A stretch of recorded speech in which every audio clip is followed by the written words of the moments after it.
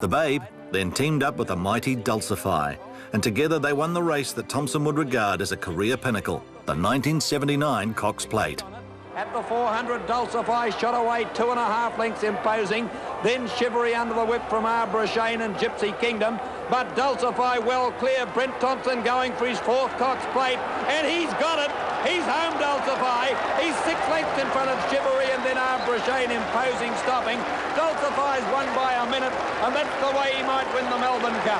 Dulcify by 6 lengths to Shivery.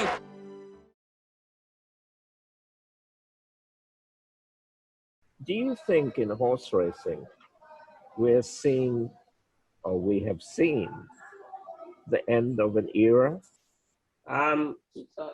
Yes, in answer to your question, because you like direct answers. I think we have in lots of ways. And obviously media has changed significantly in terms of newspapers used to be in charge of all that. Now we see all the social media. So there's certainly lots of changes. So I see, I'm not sure what the end result is, but I see lots of changes. Personally, I think there've been the end of quite a few eras over the last few decades, right? But I think what hit home was the passing of Joe Mercer, because I saw that as an end of an era, but an era earlier than what we're going through. And I was going to just segue into your association with Joe Mercer. When Joe decided he'd retire, he said to me that he would be delighted to be my agent. Well, it was a no-brainer for me, and he was just his tributes have been amazing, and justifiably so too, Hans. Because he was just one of those great. I think he got an OBE from Her Majesty the Queen. He rode many great horses, the greatest being Brigadier Gerard, etc. You've got that era which has come and gone, right? And you've got an era after that, which is the era of the Damians, the Craig Williams. Not to say that they can't ride. I mean, Damien is still one of the best riders in the world, and certainly in Australia. But what I'm saying is that you've got another younger group of riders coming through. People like, of course, Jamie Carr, John McNeil, Gio Nugent, Will Price, the girl, Laura Lafferty. Some very good young riders, right? So that's seems to be today's generation. So I think the baton has been passed, right? So we're now into this new generation. Would you agree? At least in Australia. And that should happen probably every decade. And if you haven't got talent coming through, you got nothing. It's like, why do you have apprentice school in the Hong Kong Jockey Club? Because you want to create new talent, such as the likes of Tony Cruz. A number of years ago. Let's not put him down as too old, Hans. Like, he'll just get the pip with us, won't he? But let's call him an elder statesman to make it easy. But and if the system's working with the likes of Felix Totsi being at the helm of that. But you need young talent, because people get older, like any generation, and you need that new talent coming through. Australia's always lucky. There's always in different states a very good numbers of young talent coming through, but they don't always get through. You got to be you got to be the top of the tree. No question, girl like Jamie Carr. I mean, she's taking all but before her. She'll win the jockeys. She could take a month off the last bit and have a holiday and still win it, which is incredible. But she's certainly got the ability, and I also see it great for the jockey ranks in terms of females are certainly up to that. I might not have even thought about that 5 years ago or 10 years ago, but I do now. And this new era for horse racing, where do you think horse racing is then right now? You sort of wonder to which direction is actually going forward. In terms of public participating, going to the races, etc. And I think that's been a concern for so many years. And how do you actually get them back to the track in terms of numbers? And I'm not sure I have the answer for that one. But in the days when I first came over from New Zealand as a young jock at about 20 years old, on any given Saturday, whether it be Caulfield or Flemington, and possibly Moonee Valley, 30,000 people would attend the track. So your question to why that isn't happening today, there's plenty of answers to that, I guess, because when they invented tabs at pub tabs and so on, really you couldn't have your cake and eat it too. And the Hong Kong Jockey Club never ever had that because they had their betting shops, but they engaged people going to the races, whether it be Happy Valley when it was a Sharton meeting, vice versa, and so that people still went to the races as such. Now I think we've lost that here. How you get it back, I'm not quite sure. So I haven't got the answer to that. People today have a buffet of choices.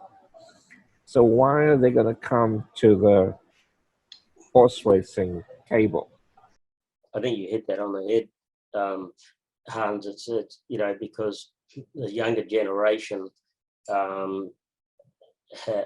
educated in lots of different countries, especially in my time when I lived in Hong Kong, say the late, probably 80s into the 90s. It seemed to me that they would send their children off to universities and colleges in Europe and America. So when they came back, they didn't quite see the need to have memberships and this, that, and the other. Their direction was, involving business and so on.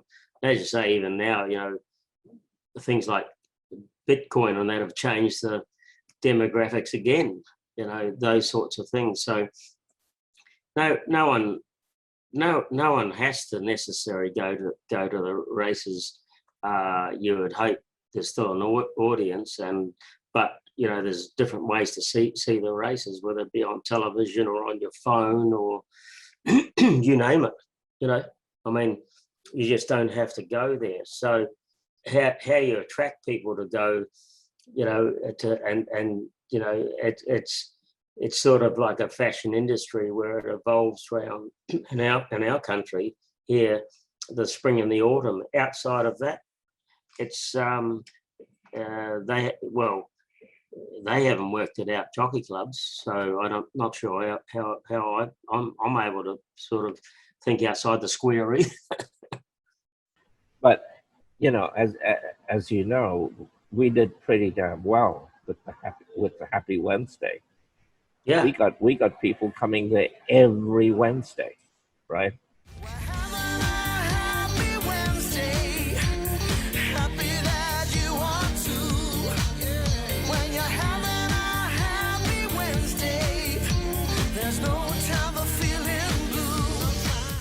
So it can work, but I think we were lucky because Happy Valley, as you well know, because you've ridden it, is an iconic race course, nighttime skyscrapers.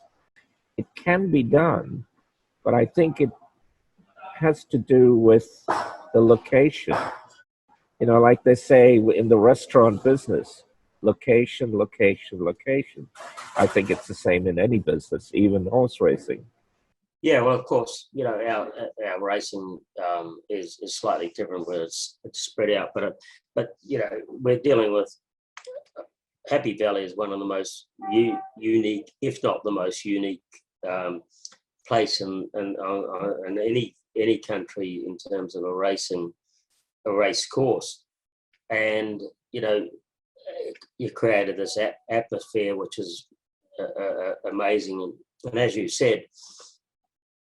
Does that mean that you've actually got them for forever? I'm not sure. It's sort of like a party, isn't it? You know, and this is what Melbourne Cup times, Caulfield Cup times, Sydney being there, Easter Carnival, and all that.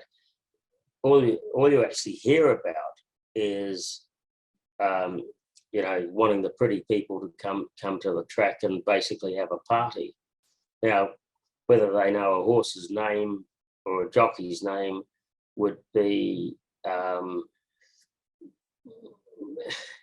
problematic in a way, because they probably wouldn't. And it's sort of it's strange, but you know, how we turn it around is bothering, really, because you know, you're talking about, you know, it's like going to races and no one's there. It's not a whole lot of fun. It's not there's no atmosphere, and you know, COVID was like that. But you know, post COVID, you want to see, you know, do you walk into a restaurant and there's no bums on seats? You normally go, oh well, can't be any good. You know, and this is a major. I get it that, you know, midweek people are working and all that sort of stuff. It's still that is different to Happy Valley, because Happy Valley is right in the CBD, and it's slightly different where you've got a population in Hong Kong that, you know, not everyone lives in town. I get that, but you know, a vast amount of population certainly do. So it's easy to get them into the track. But, you know, do we get a full house at Sha Tin on a normal day? You know, pre or post COVID? You know, lots of times that didn't happen. So, which gets to the point where you're saying where the, you know, people are sort of not necessarily, you have to go to the races. Do you think racing has not kept up with technology? I think that racing probably thought it was you know, could have been sort of not the be all and end all of everything, but it was just expectation of, well, that's what we used to do. You know, it's like if you're at the members, do you sit down and complain about having, you know, possibly an ordinary meal when you're actually not going to a 5-star restaurant? All those sorts of things. People expect that to today. If you're going to pay a membership of, I don't know, $400 or $500 or $600 in Australia, and you know, that gets you to the races and then the members and so on. And your expectations are having a 5-star meal, or are you disappointed that you haven't got that? Does that turn you away from going to the races where I can spend that off the track and go out on Saturday night?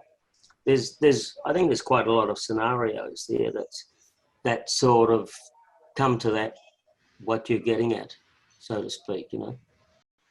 Association in Hong Kong with one of the most colorful trainers that Hong Kong's ever had.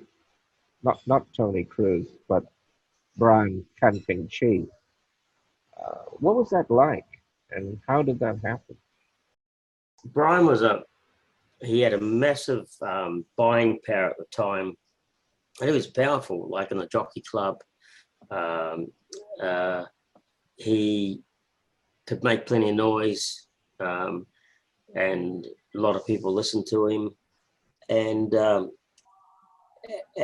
we had great success. But he was a difficult man to work for because he was pretty volatile, and he was, you know, pretty lively. But he had this powerful or backing of wealthy Chinese that he could go and buy the best horses. And as I say, we had very good success, but it wasn't the easiest job because he was pretty tough to ride for. But you know, it was funny. I remember going to the races when I got back there on the way back from England one year, and he asked me to ride for him again, which I thought was extraordinary when we fell out so in such a big way. But you know, he at that era, he was the most liveliest of all the Chinese trainers, and he supported them too, to be honest.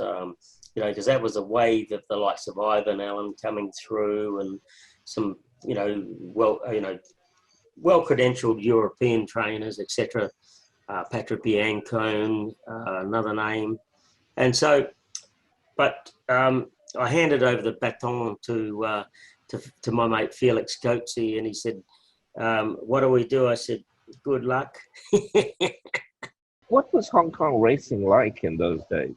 Oh, it was Disneyland for adults, as far as I was concerned. It was just fantastic.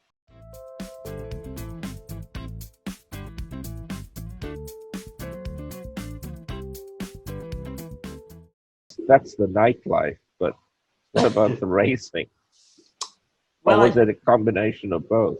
Probably a combination of both, because at that time, say 89, 90, you saw the change coming through where owners were able to spend more money on horses, you know, and so the quality of horses that came through PPs were, you know, in some cases stakes horses, and the handicapping system was different, but the owner was able to spend maybe up to about 100 US or something like that.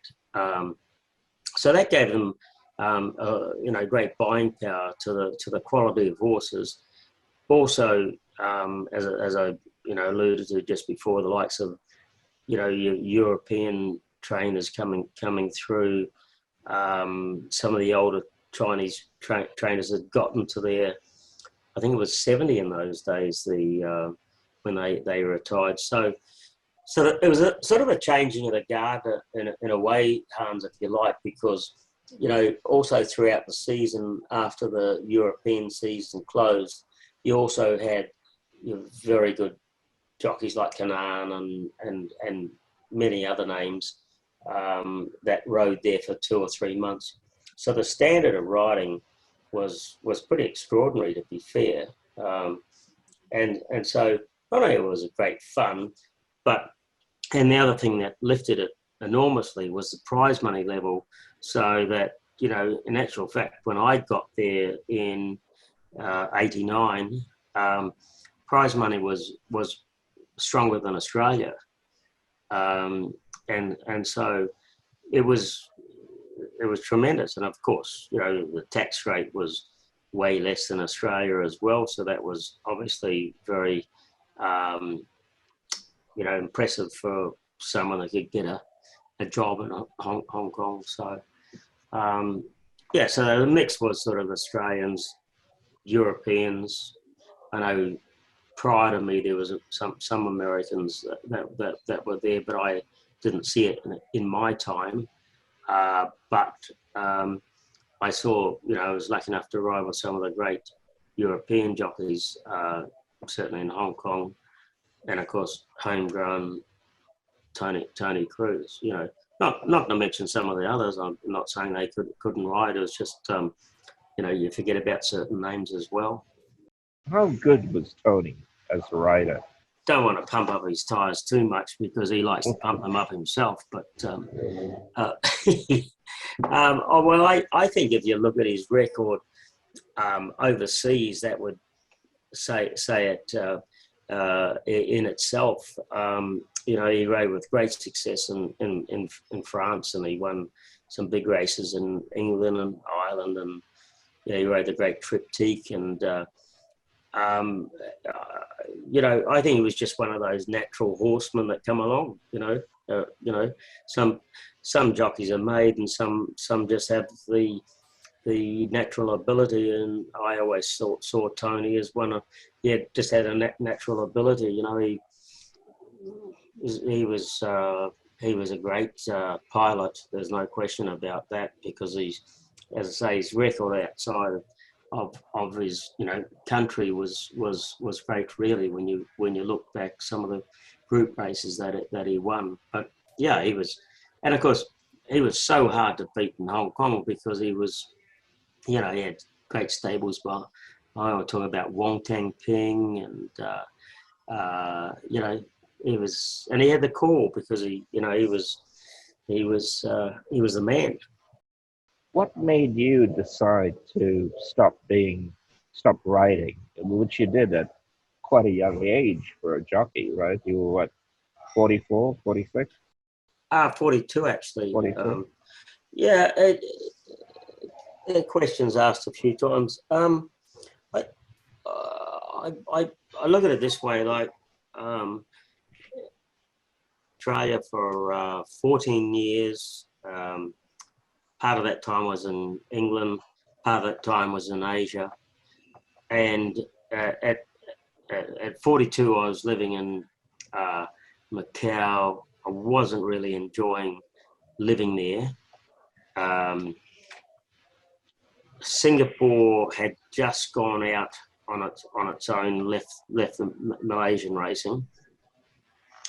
Hong Kong Jockey Club hadn't allowed or taken any of us jockeys that had previously ridden there. It happened a little bit later than that.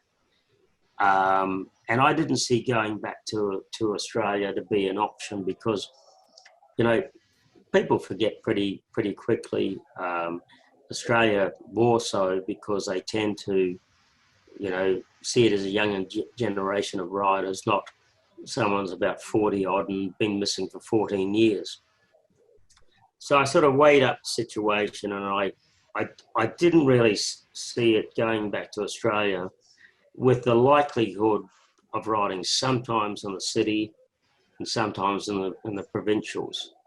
And I, rightly or wrongly, you sort of see yourself having been to the mountain, and it's a bit hard to come back. And so I just sort of saw it as a bit of a no-brainer. Now, outside of that, I didn't necessarily have the B plan ready either, but I guess I could have ridden. I was healthy. There wasn't a problem with that, but you have to sort of look outside the square. And I thought, all my old clientele, some of stopped training, some have died, owners, younger generation of jockeys come on, take over your mantle. Well, you're not going to shift them, and you've got to be realistic about it. And so that was sort of my take on it, and I stuck with it, really. But did I regret it? Well, not really. I wish I was still doing it, but I wish I was about 20 years old. So where are you at right now? Are you still involved with racing, or are you looking at other options? Or I think it's very hard to move from what you've done all your life. I've been extremely lucky, and I don't, hold back on this in terms of, when I say I didn't have the B plan, I walked into a B plan of being asked to be work for New Zealand Bloodstock.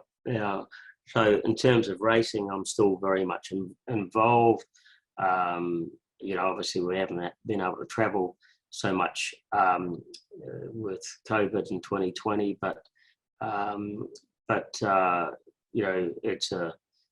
it's a great company to work with. So, I'm still involved with racing and still involved with lots of the people that I was always involved with. My aspirations above that or beyond that, I'm not sure. I would like to see maybe racing improved, be better than it is at the moment, which is what we're sort of discussing anyway. And I